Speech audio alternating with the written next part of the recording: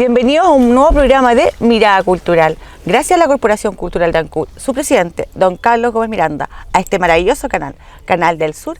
Y hoy nos encontramos en un lugar muy importante, el Fuerte San Antonio, con una persona que nos va a instruir, a dar a conocer cosas que en realidad desconocíamos, para que nos puedan ver desde Chillán a Coyhaique y en época estival sepan qué están visitando. A mi lado se encuentra don Javier de la Calle. Buenos días, don Javier. Buenos días. ¿Cómo está usted? Bien, gracias. A los televidentes que nos ven de distintas regiones, ¿qué nos puede contar y por qué estamos en el Tercer Cañón? Después les cuento, pero estamos en lo que se llama el conocido Fuerte San Antonio de Ancud, que es un fuerte que tuvo un papel en la Guerra de la Independencia o en la anexión de la conquista de Chiloé. Ya. Yo quisiera destacar, bueno, es un lugar muy bonito, yo les animo a venir y a visitarlo porque tiene una maravillosa vista y además tiene su historia. Entonces, yo creo, tanto a los que vengan por primera vez como a los ancuditanos que ya lo conocen, que se den una vuelta y revisen un poco la historia. Yo quisiera partir diciendo que hay una simplificación de la guerra entre españoles y chilenos. Ya. Porque no fue tanto, claro, visto a la distancia, visto después de 100 años, 200 años, uno tiende a caricaturizar algunas cosas y a simplificarlas. Y no fue una guerra entre españoles y chilenos, fue una guerra, en la época además se hablaba de los patriotas y los realistas.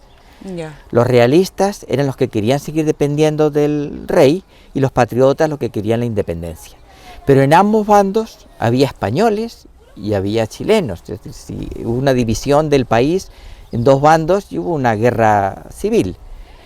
Y Chiloé además se adhirió a los realistas.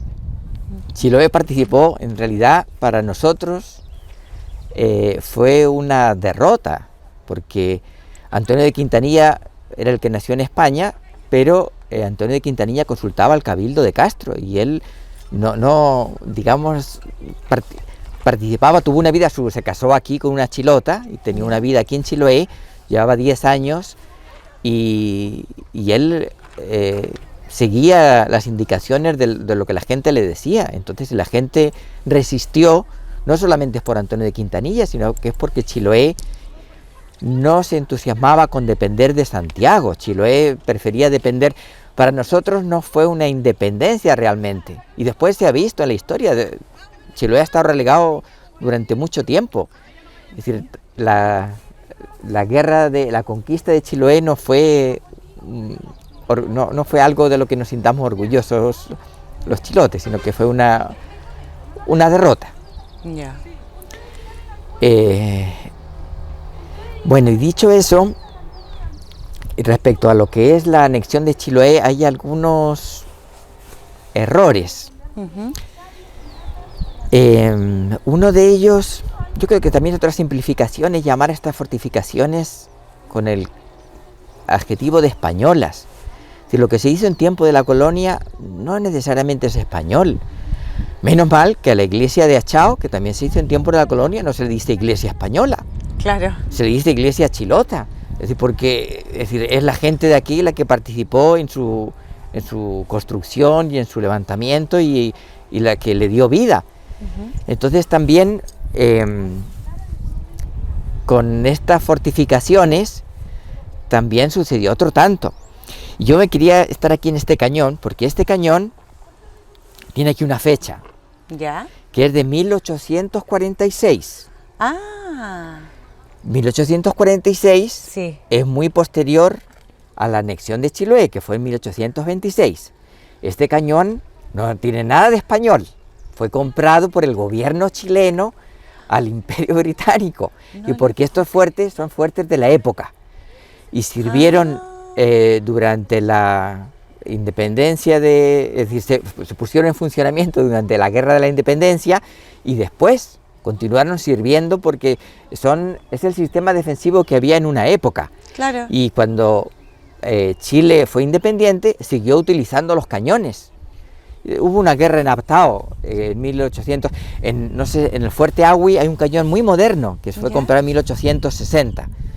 Y ese se disparó en 1860 y ya era la República de Chile, claro. Ya era Chile independiente, y se siguieron utilizando los cañones hasta que quedaron obsoletos. Y ya cuando quedaron obsoletos, entonces se dejaron acá y se olvidó un poco de su historia y quedaron relegados a que esto era un fuerte español, que después ya dejó de usarse. Ahí a la entrada, incluso los datos que dice no son correctos, porque dice que se terminó, que esto dejó de usarse en 1826. Y no es así, porque aquí este cañón, que dice 1846, claro, niega lo que terminó en 1826. Claro, es que interesante, claro, estoy viendo la fecha efectivamente, ¿sí? Y claro, hay una contradicción notoria acá, que lo estamos descubriendo hoy día gracias a usted también. Este fue inserto entonces acá junto a los demás. Lo compraron, es que Chile siguió comprando cañones. Hay otros lugares y lo siguió reacomodando. Quizá este lugar no es tan importante defensivamente, Agüi es más importante. Entonces en Agüi hay más cañones y son más modernos también. Hay muchos que son posteriores a la colonia, son ya comprados por la República, por el gobierno de Chile. Y normalmente estos cañones los otros deben ser españoles, no tienen fecha, pero ya estos cañones ya son del Imperio Británico, ya se notan un poco más modernos, un poco más pulidos, y los hacían en Inglaterra. Qué interesante. Entonces, no es tan español esto. Claro, olé, no. Es súper interesante lo que nos está contando y le cuenta a los televidentes de distintas regiones, porque claro, en época estival lo primero que hacen es llenarse de turistas, pero poco conocimiento hay respecto a lo que usted nos está contando. Y es bonito que las personas que nos puedan ver y tengan programado un viaje ahora en época estival sepan, don Javier habló de esto, vengan directo al Tercer Cañón a verlo. Entonces eso es importante, y también para los oncuitanos, muy importante esta información que usted nos está dando. Bueno, yo siempre he tenido la duda, está todo mirando hacia el mar, don Javier, iglesias hacia el mar, cañones por lógica hacia el mar, pero es algo que siempre me ha dado vuelta a mí respecto a la ubicación de las distintas cosas que hay acá en Chiloé, como la iglesia, como los cañones, como todo, pero todo hacia el mar. Esto tiene una explicación, tiene que ser... Claro. Y eso me encantaría si usted nos puede contar un poco. Es que la vida en Chiloé siempre no había caminos, y los caminos son muy recientes. Entonces, las comunicaciones y todo se hacía a través del mar. Claro. Incluso la población, claro, hace años estuvo solamente en la costa. El camino, había un camino de Ancud, antes de que hubiese el camino de Caicumeo, los que querían ir a pie a Castro iban por la playa, iban rodeando la isla, iban por la playa. En los lugares donde había acantilados se hacía un atajo deshecho que iba un poco hacia el interior, pero toda la vida de Chiloé ha estado hasta muy reciente ligada al mar. Yo cuando llegué aquí hace poco tiempo se iba a Nal, que está al frente, se iba en lancha, ¿no? El camino era muy malo, entonces hasta hace muy reciente, muchos lugares de Chiloé solamente se tenía acceso por mar. Los caminos empezaron a construirse hace 50 años. Sí, el camino, bueno, los buses Cruz del Sur se empezaron a funcionar en 1958. Ahí es cuando ya el camino de Ancud a Castro y de Ancud a Chacao ahí empezaron a funcionar. Claro. Y los otros son más recientes todavía, el resto de la red de caminos. Don Javier, tengo otra duda respecto a, no sé si lo voy a decir bien, si no usted me corrige, ¿monolito? Sí, el monolito es algo importante acá. Ahí a nuestra espalda tenemos un monolito, y el monolito dice que aquí se firmó la capitulación, dice aquí en este fuerte se firmó la capitulación honrosa del ejército español. ¿Qué le parece si nos trasladamos al monolito y podemos apreciar lo que dice y usted nos da la explicación correspondiente? Bueno, muy bien, parece? Me parece. Nos trasladamos al monolito para poder seguir conversando con don Javier de la Calle.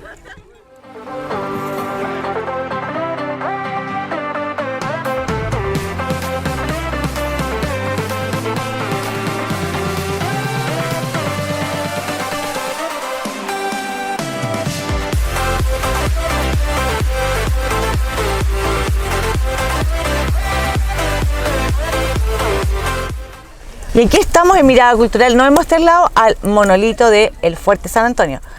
Don Javier, ¿qué nos puede contar respecto a esto?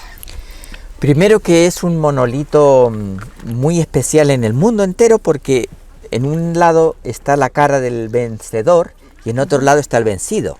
Es decir, por acá aparece Antonio de Quintanilla y en el otro lado José Santiago Aldunate, que es el primer gobernador chileno.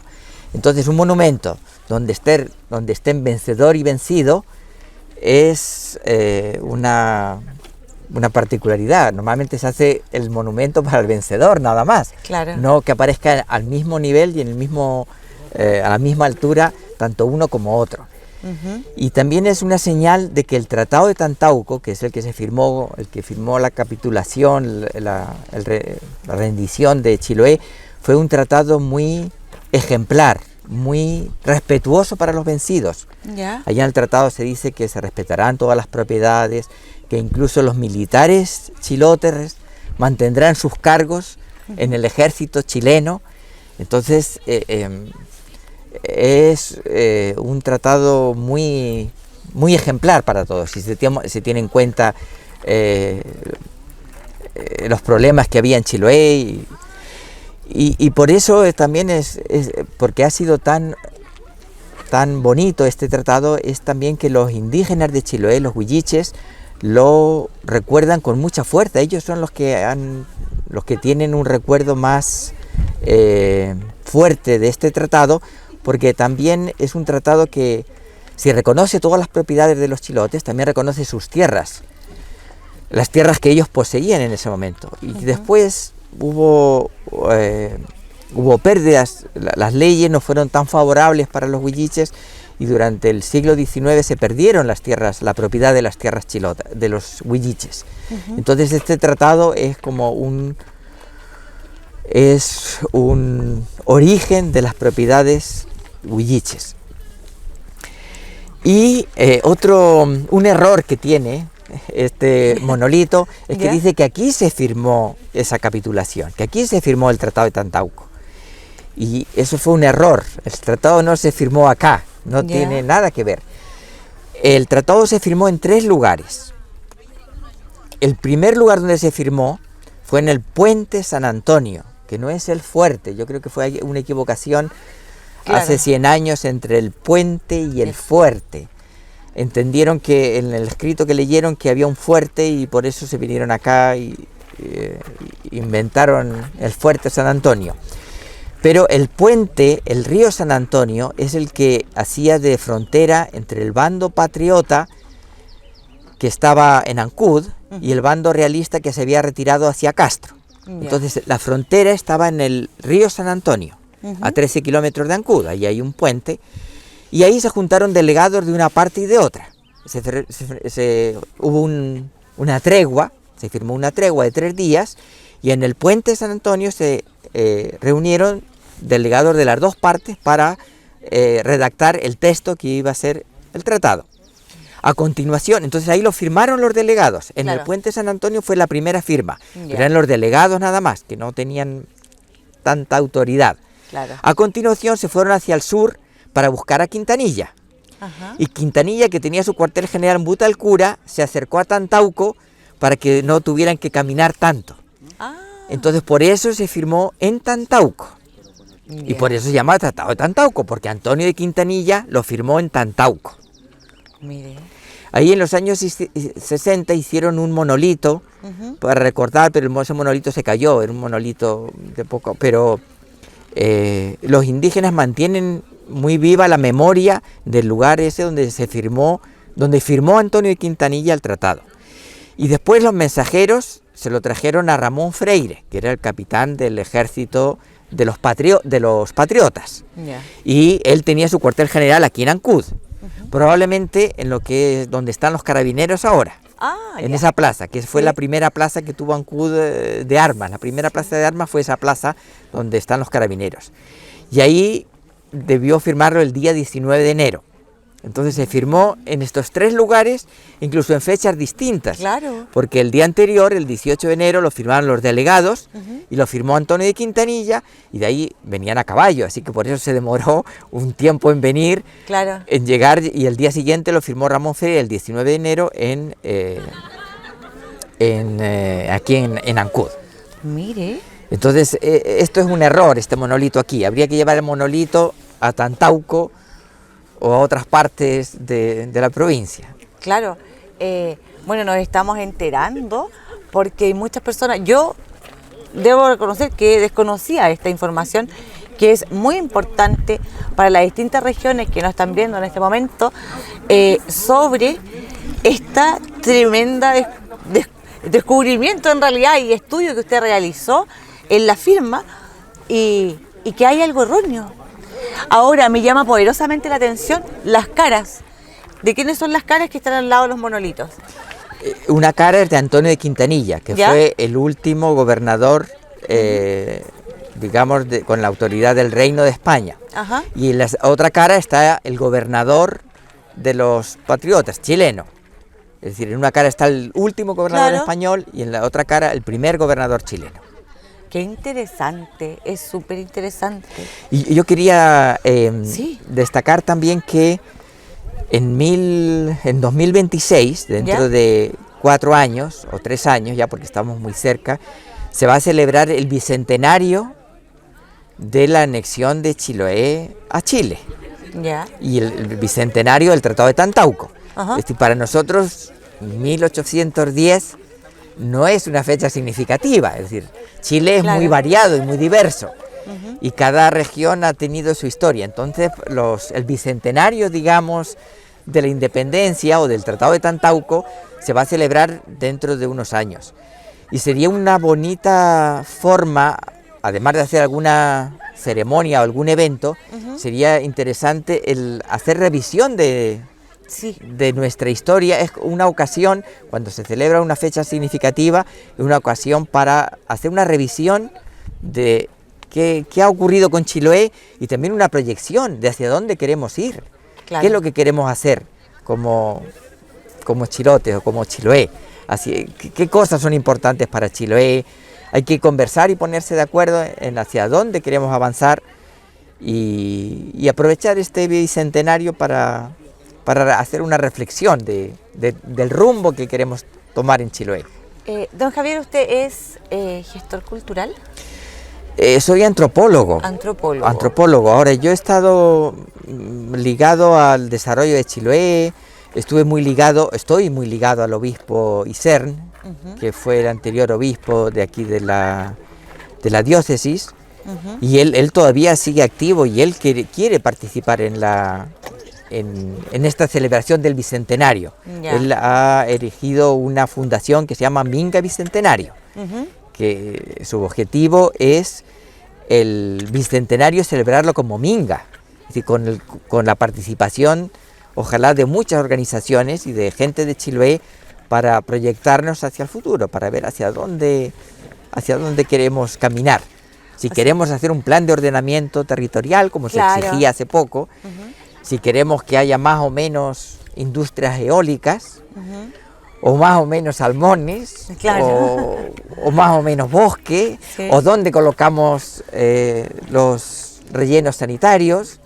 Son problemas muy fuertes en este momento en Chiloé y que tenemos que buscar soluciones. O sea, los felicito en realidad porque nos ha enseñado a los televidentes y a mí en particular sobre esto tan importante. Conozco personas con su misma carrera, pero que no, o sea, a usted le saco el sombrero porque es un tremendo profesional, es un tremendo aporte cultural. No es menor el que hoy día nos esté informando cosas que desconocíamos, como el tercer cañón, como el monolito, que claro, la gente llega, lee y se va, pero usted nos está dando una explicación, la cual ahora, cuando venga el turista, pueda apreciar. Yo vi el programa donde don Javier dijo esto, vayan, se tomen el tiempo de revisar el tercer cañón, la fecha. Entonces todo eso no es menor. Bueno, muchas gracias. Yo como coordinadora cultural le agradezco lo que usted está haciendo por la cultura y por Chiloé. Se lo agradezco enormemente en modo personal, a nombre de don Carlos Gómez Miranda también, porque esto es súper importante, como le digo, y que se haya tomado el tiempo de participar en el programa de hoy de Mirada Cultural. Bueno, gracias a ustedes. Yo estoy también a su disposición si quiere alguna cosa. No me diga eso, mire que yo mañana lo voy a estar llamando para hacer otro programa. Yo soy así, porque creo que hay mucha cultura que rescatar con usted. Entonces, claro, aprovecho las cámaras y como nos están viendo, reitero, distintas regiones, de dejarlo invitado a un próximo programa para seguir conociendo nuestra cultura. Bueno, muchas gracias. ¿Le parece? Muchas gracias. Ya, sí, de acuerdo. Muchas gracias a la Corporación Cultural de Ancud, su presidente, don Carlos Gómez Miranda, a este maravilloso canal, Canal del Sur, y nos vemos en un próximo programa de Mirada Cultural.